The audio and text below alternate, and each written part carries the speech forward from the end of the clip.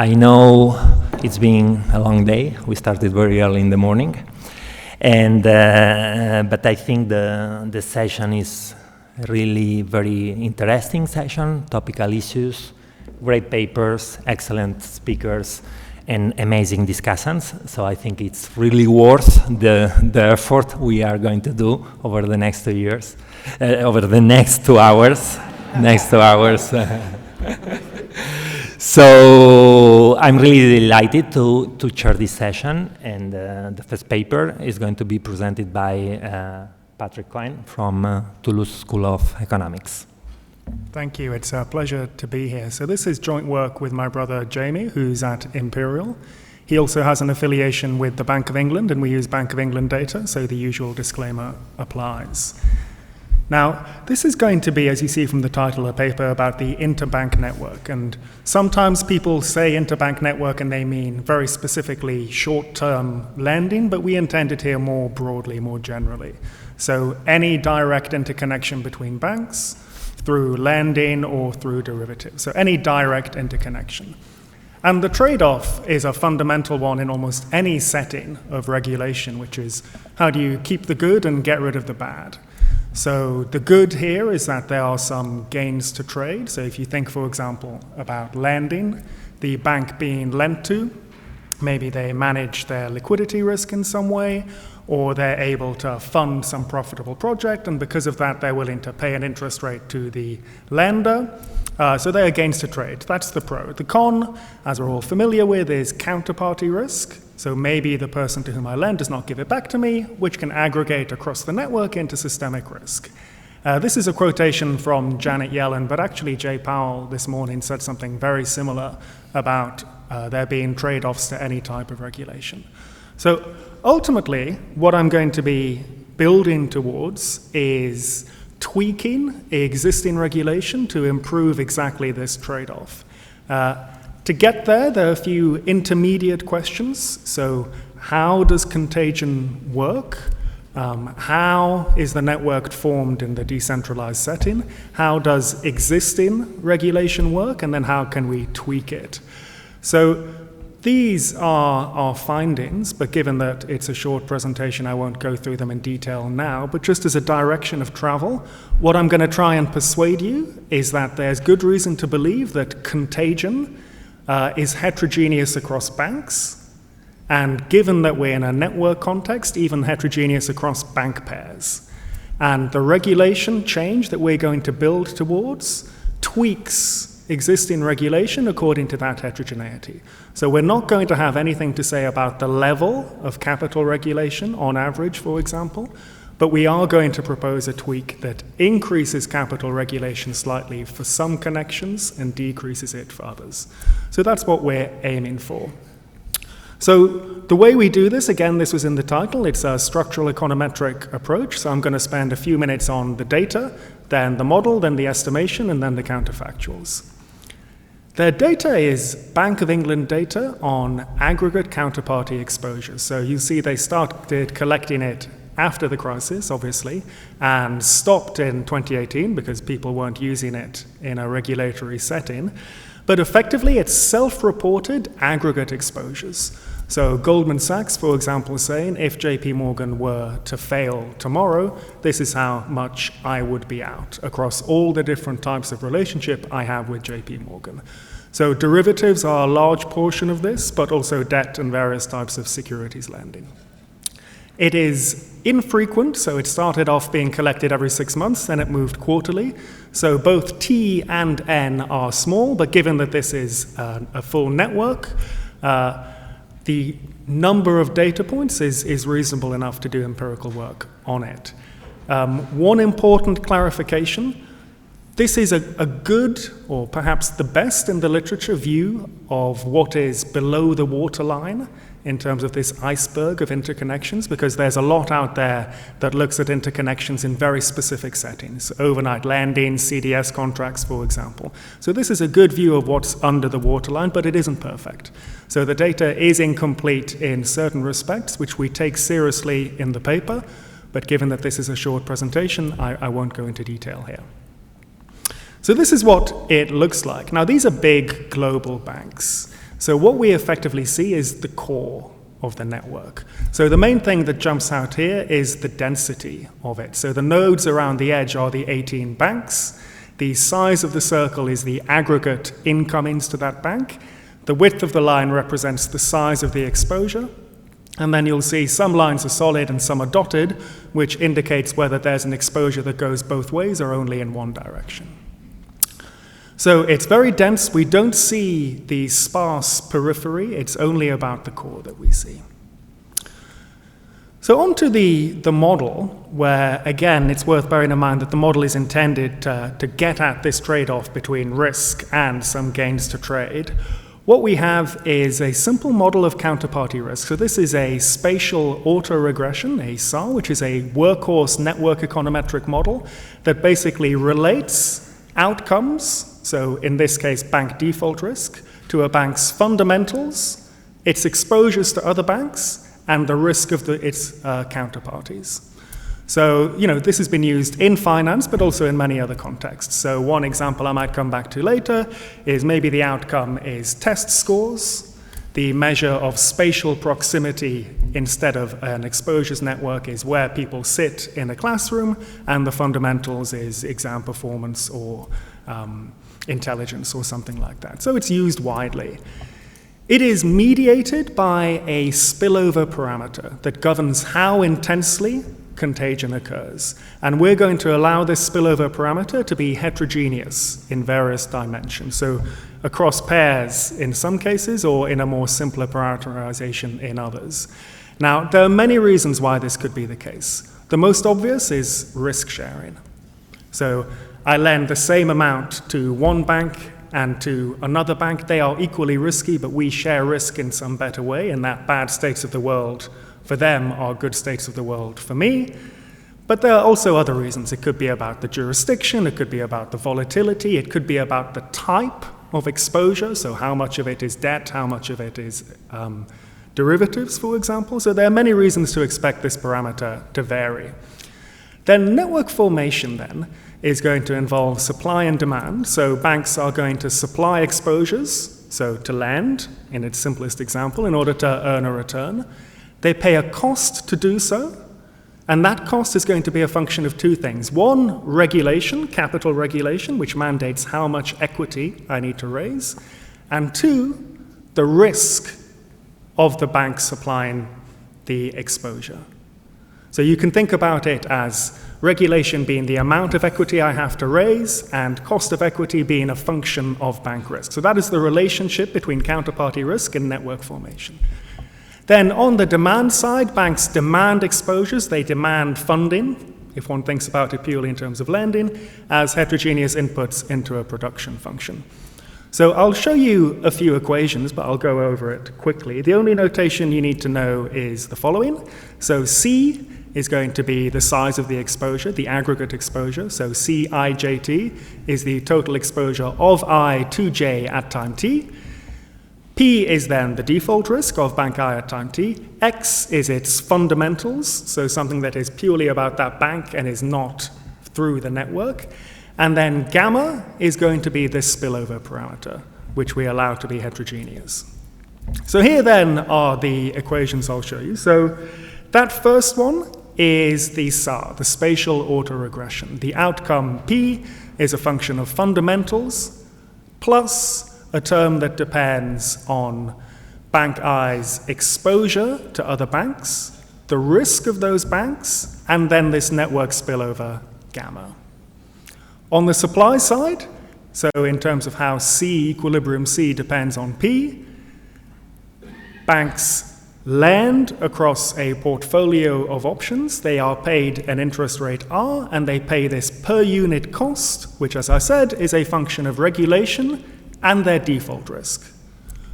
I haven't shown you the first order condition here because it's involved, but you can see by looking at the equation above it, when they take as given the default risk of other banks, then the marginal cost of supplying a bank depends on my risk, their risk, and this intensity of contagion parameter, the gamma ij.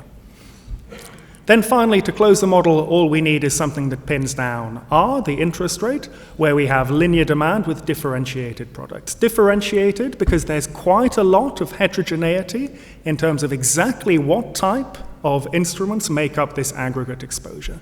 So you can think of the first part of that bottom equation there, the psi ij, for example, as a proxy for technology. Bank I simply needs the types of exposure that are supplied by Bank J and gets some incremental payoff from that. We then allow some form of substitutability which is embedded in the theta, which we're going to relate to this variation in characteristics, but isn't particularly important. So basically what this is it turns a question about how risky banks are into a question about cost. So when a bank lends to another bank, it takes into account the fact that in doing so, it becomes riskier, and therefore it becomes more costly for it to fund itself. So how then does it produce a graph like this? So links can be large either because of what I refer to as technology. So Bank I simply requires a lot of what Bank J is supplying. So nothing to do with risk, or it could be because of risk. So if a given bank, its fundamentals are good, it is less risky, then because of this parameterization of its funding costs, it is cheap. It can supply cheaply. It has a cost advantage relative to others. Similarly, if the bank being supplied the exposures, its fundamentals are good, then it is cheap to lend to. And finally, just like P impacts marginal cost, so does this gamma, this spillover parameter, which because it is pairwise, implies variation in the marginal cost across pairs as well as across banks. Then the last comparative static I wanted to mention was regulation. So an increase in capital requirements has a nuanced effect whereby it has a direct impact, whereby I have to raise more costly equity.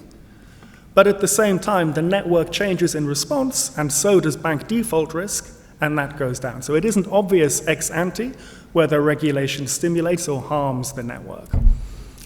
The inefficiency then of the decentralized outcomes comes from this assumption that Bank I takes systemic risk as given. So it takes into account the fact that when it lends, its default risk changes, but it doesn't take into account the fact that its counterparty's default risk will also change because they are exposed to them. So in terms of what this model is designed to achieve, it's clearly written in order to be taken to data. I have left a lot of things parameterized, so it has a lot of degrees of freedom when we take to data, but things like this technology and the source of this variation in the network spillover, if this were purely a theory paper, we would want to explore where that comes from. We would want to microfound them.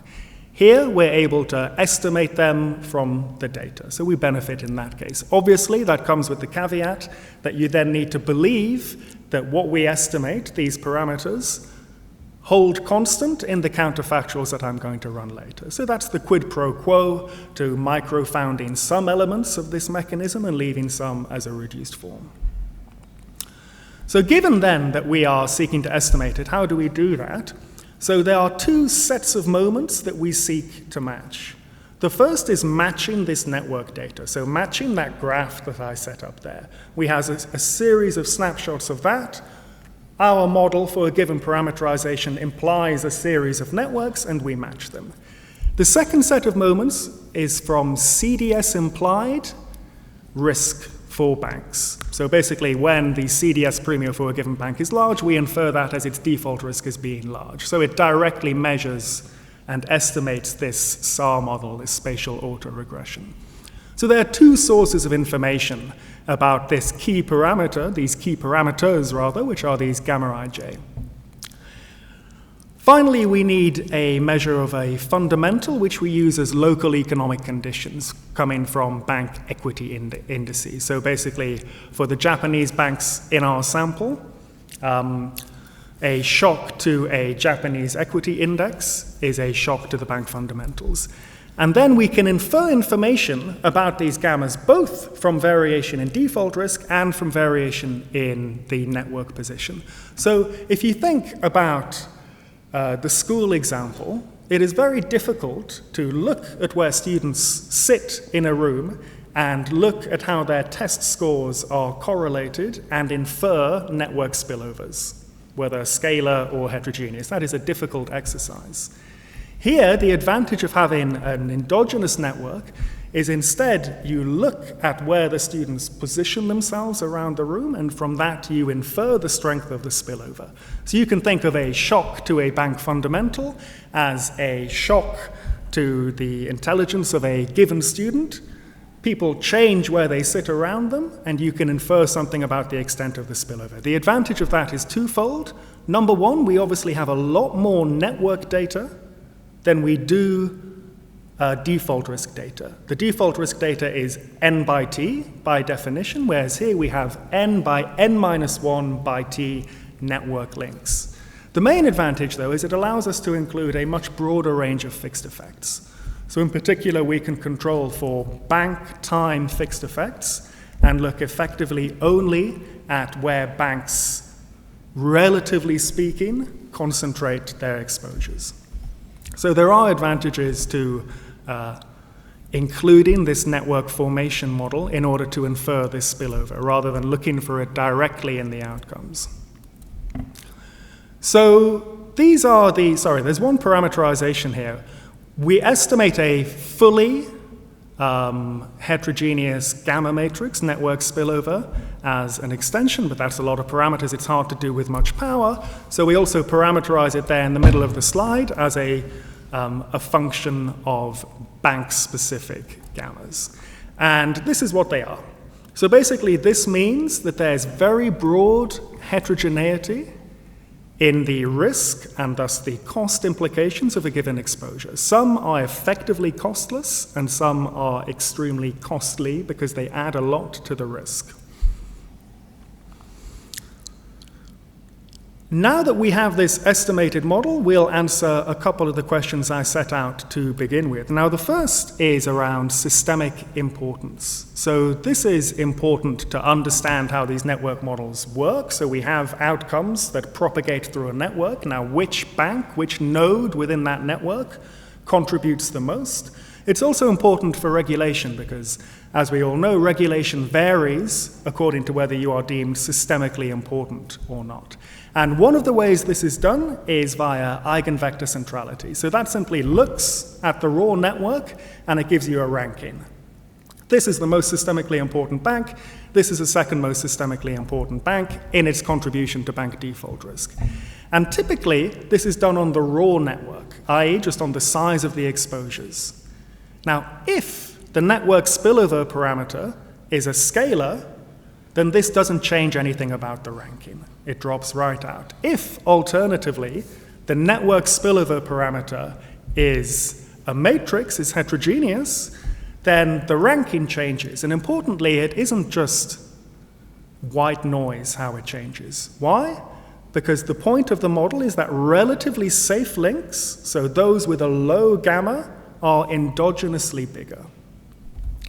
So here is the revised ranking. So along the bottom, we have the 18 banks, and you'll see that on the raw network, which is the black diamond, the 18th bank is the most systemically important network, most systemically important node. We then do the same weighted by our estimated network spillover parameter, and it is now down, it drops 2 places. So effectively, that bank is systemically important, or rather has large exposures, but because it is relatively safe. Conversely, you'll note that bank number 17, it doesn't drop in systemic importance, indicating that its size was a function more of technology and less of it being relatively low risk, implied by our estimation. So on then to efficiency in the last couple of minutes. So, the way we would typically do this is we would say, what is the decentralized outcome, and what would the social planner do, and what is the wedge in between those? But the question is here, do we even know what the social planner's preferences are? if this was an IO model of breakfast cereal, we would simply maximize surplus or profits by breakfast cereal producers. But clearly, bank default risk matters for more than just bank cost, as I've modeled it here.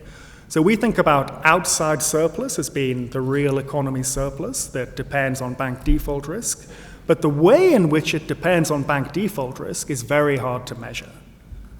There are papers that try to map financial outcomes into real economic outcomes, but it's very complicated. The way we get around this is a simple parameterization whereby we say outside surplus, so the real economy effect, is a decreasing function in the mean bank default risk, in systemic risk. So here we have on the x-axis interbank surplus, and on the y-axis mean bank default risk. And what this means is any movement to the southeast improves both interbank surplus and bank default risk, and therefore is welfare improving. Any movement to the southwest we can't conclude because we do not observe this function, we only imperfectly observe the effect of the preferences of the social planner. Now, I've run out of time, Anatoly tells me, so I'll very briefly explain one of the two things that we do on regulation, which is to the left-hand solid line is a homogeneous increase in capital requirements. And you'll see this moves into an area where we cannot conclude whether the social planner prefers it or not, whether it's an improvement or not. The dashed line is a median preserving spread that increases capital requirements for the high gamma links, decreases the capital requirements for the low gamma links. So effectively, we subsidize some and penalize others. And here, even without fully understanding the social planner's preferences, we conclude that they would prefer that because it allows the interbank network to reach a more efficient outcome such that both mean bank default risk improves and surplus improves. So thank you for your time. These are the kind of broader implications. Spillovers are pairwise. Even if you don't believe the wider mechanism, I hope you believe that it is likely that contagion, that network spillovers do vary and aren't just scalars, and that has implications for regulation. Thank you.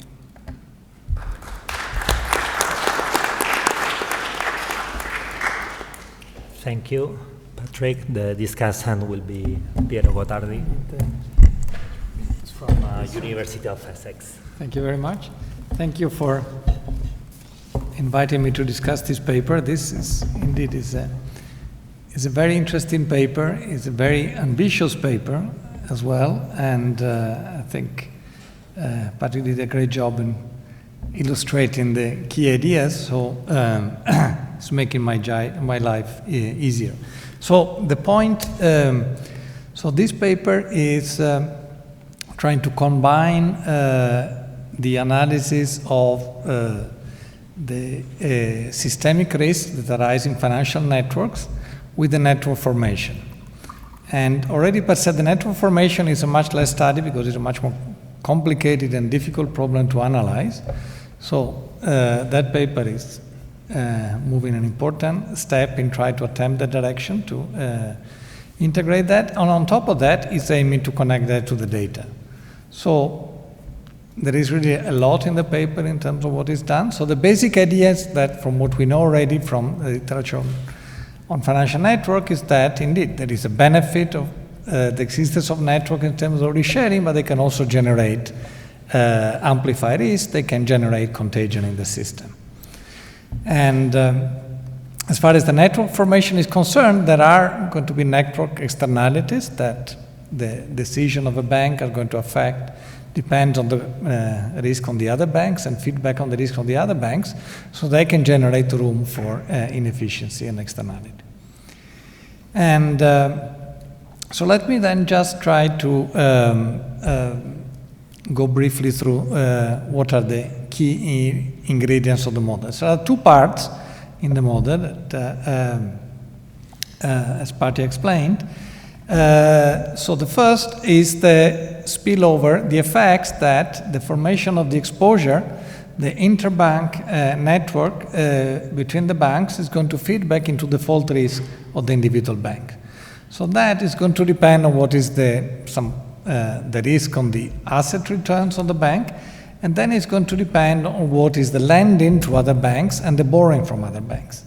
Now, this equation looks slightly different from the one Patrick presented, because I just wanted to point out that in this model, what comes up is that a negative effect on the risk is going to come from a firm borrowing from other banks.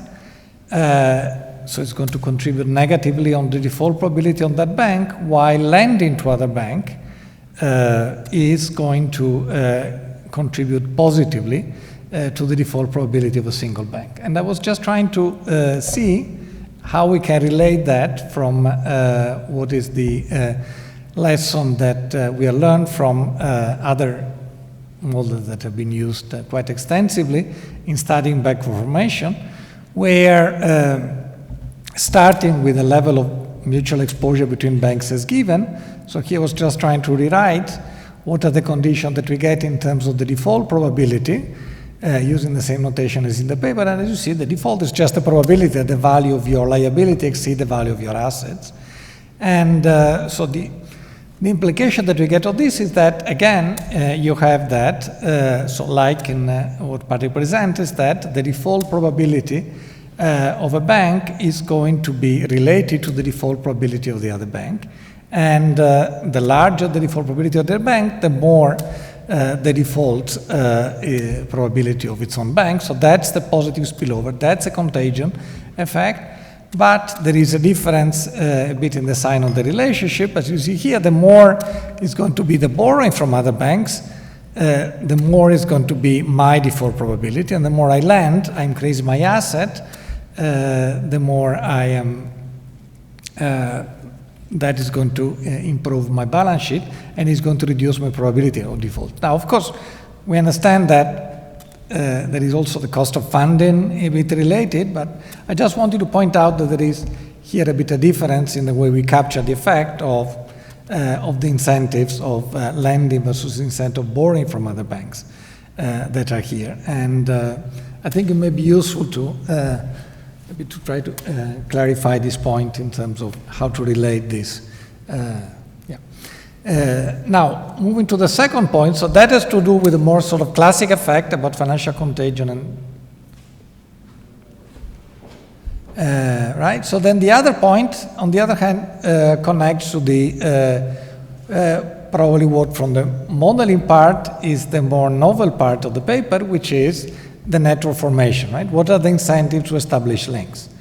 And here, again, so there is, so the fight of the, again, so these are the incentives for providing a loan to a bank. And as you see, so here is where you have the externality. The externality is that the cost of funds depend via the regulation on the cost of probability, again, as Patrick explained, of the own bank. But potentially the revenue of the loan may also depend on the default probability of the other banks, and that may enter the revenue, right? So again, I was trying to think in a sense how we can formulate that and connect this part, right? So this is the lending of bank I to another bank J. And as you see, so the main channel of the externality comes through the effect, or the network condition, the network interaction come from the cost of fund that is interpreted in terms of this cost of regulation. But one can think that there can also be the counterparty risk and default exposure that can also depend on the network, and that may also enter this expression. Right? And again, I wonder whether this way of specifying the model, how that is important for the result and the characterization result. And then there is the other part, which is the benefit of borrowing from another bank. That has to do with the gains on trade, which, again, are taken as a parameter that then is going to be estimated. Here, it would be useful to try to build and rely on what do we know about what are the incentives of banks to engage in risk-taking activity? What are the determinants to this effect? How do they vary across banks, right? It's trying to go a bit deeply, because there is another parameter that you see here in the second line, is that the cost of funding is also negatively affected by this interaction with borrowing from another bank versus a second one. So that's a component of the network externality, and again, it would be useful to understand what exactly this is meant to capture. Right? All this is just to say is that I think it would be important when we study the model of the network formation to try to go a bit deeply about what are the determinants and what do we know, possibly also related to existing models of the determinants of banks borrowing and lending with each other. And now it's interesting that then in this paper there is the paper is studying a competitive approach, so there is a clearing rate that determines the network formation, which is the interest rate for borrowing and lending between two banks. And so there are indeed a lot of externalities in the formation of the network, but with price-taking behavior, the price can indeed internalize a good deal of externalities, right? And can improve, in a sense, can limit the possible kind of inefficiency. So where is the main externality that is left given this sort of competitive approach to network formation? The bank externality comes on the fact that a bank, the way it's characterized in the model, is ignoring the effect that is borrowing from another bank or possibly lending from to another bank is going to affect the other bank's defaulting probabilities, right? So that's the main channel that it is, right? Given, as I said, potentially the way the model was set up, there was a positive or negative effect on that. The question is that is this going to lead to excessive lending? I guess that's a quantitative question. That's probably what comes out of the analysis. Now, okay, so just to summarize, so on that basis, one can then estimate the parameters of the model building on the data that he explained, and building on that, one can learn a lot on what is the pattern of relationship that a bank can form with each other. And this is very important because we can understand precisely a network like the one that Patrick showed at the beginning. We want to understand what are the determinants of that, right? So that can help us to understand how the network is formed, and can also help us a lot to design regulatory interventions that are targeted, right? So we don't want to have, so he mentioned something briefly, and some is analyzed in the paper, but clearly, once we understand the net formation, we understand the heterogeneity of the banks, it's important that one can consider doing very targeted intervention, having intervention specifically on some type of exposure, some type of banks, which are precisely a function of their position in the network because of what determines that position in the network. So there is a lot that indeed can be done, right, once we understand the formation of the network. And so that's why I think this paper is great, because we can indeed, right, once we understand this big ingredient, once we understand how the network is formed between banks, when we understand how this propagates, then we can do a lot in terms of designing more targeted regulatory intervention to address the externality, to reduce risk formation and all that. So there is that's why I think this is a very exciting line of work that, yeah, thanks. Thank you very much, Piero. Maybe Patrick, you can answer some of the comments. Yes, thank you. I'm a big admirer of Piero's network formation work, so it's a pleasure to hear your comments. So I made a big deal in the estimation about the fact that we can include a lot of fixed effects when we infer information about these gammas from the network formation game. Now, that becomes intractable to include a lot of fixed effects if they enter very non-linearly. Now, that means that the model, because it's designed to be taken to the data in this way, it is a non-linear model, but there are ways in which it is linear that allow us to concentrate out these fixed effects in a tractable way. So two of the kind of vague bits of it that Piero pointed out are designed to preserve this linearity, to allow us to do that. So in particular, the spatial autoregression is obviously quite linear.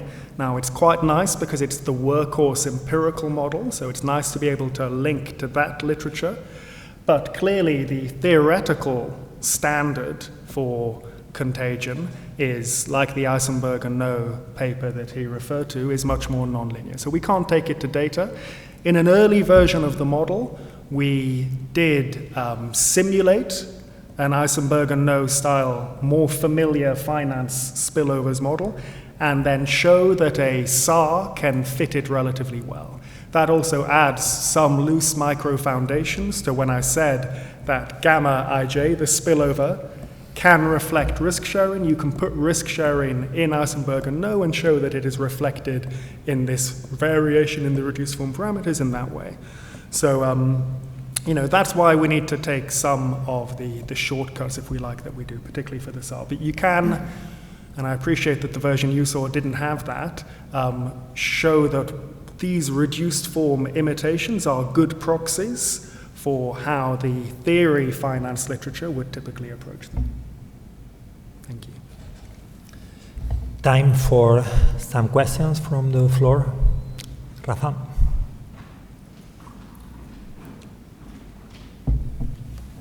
I have two questions. The first one is, you focus on the bank default risk, but I have missed any reference to loss given default. Are you assuming 100% LGD?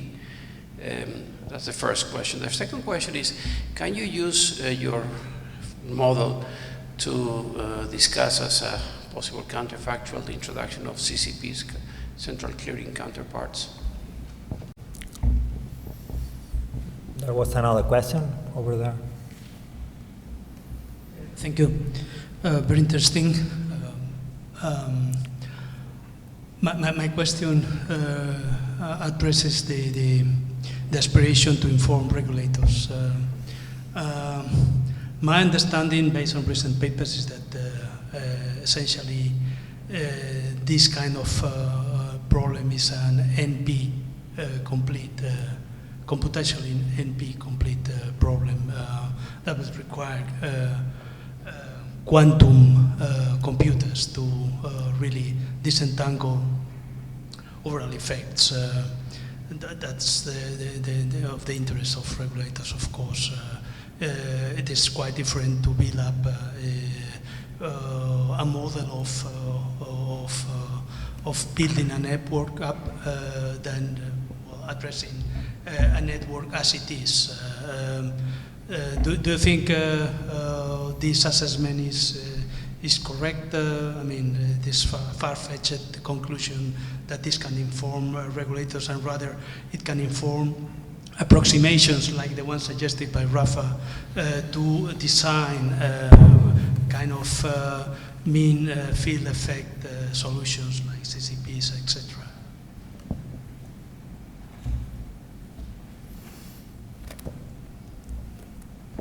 Yes, a concise question related to previous point. When measuring the social value, you focus on probability of default.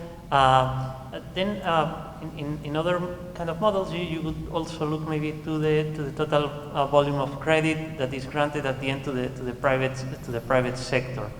So it's possible that in the end translates into more activity, more output. So a possible metric is the total loan portfolio of the bank times 1 minus PD. The challenge in this is that I understand that in the model you have the interbank loans, but not other loans in the bank portfolio. No? So it's a difficulty in making a jump from the total size of the interbank market, which might grow at the cost of reducing other sources of funding, and this jump to the total volume of lending activity to the private sector that this is supporting. So this is kind of a challenge, maybe it's a limitation, but maybe there is some possibility, no? Because then the jump to the real sector, that's what is, I think, totally outside of the modeling capacity. But if it was possible to connect the interbank activity to the size of the private loan portfolio, maybe there is something there. Thanks. Patrick, please. Yeah, great. So in reverse order then. So, the idea of imperfectly observing what the social planner's preferences are is that what I called outside surplus is decreasing in mean bank default risk. And that is intended to capture exactly something like the fact that they can then lend more widely. So we don't model it directly, but we do say that if banks are safer, then one of the many benefits that result from that is something like the ability to lend more. So that kind of thing is the intention behind that example. Now, there might be something, because we could get hold of data on lending, we could benefit from it in estimation, but in terms of simulating the effects of regulation, that kind of trade-off is exactly what we had in mind. The question beforehand in terms of the uses for regulation. So, the simulation that I did have time to go through, the median preserving spread of capital regulation, is based on my estimates of these gammas. So it requires the empirical exercise that I had done, which maybe is not a good input into regulation. But there was another one which I didn't have time to do, which is simply about a cap on aggregate exposures, and in particular the idea that an individual level cap, which is what is in the regulations currently, is less effective than a cap on aggregate outgoings of a bank, precisely because of this heterogeneity, in a way that I would have explained if I had time. But the idea about that is that you can implement that without any knowledge of what the gammas are. The impact of it depends on what those gammas are, but it's implementable without doing anything that's computationally difficult.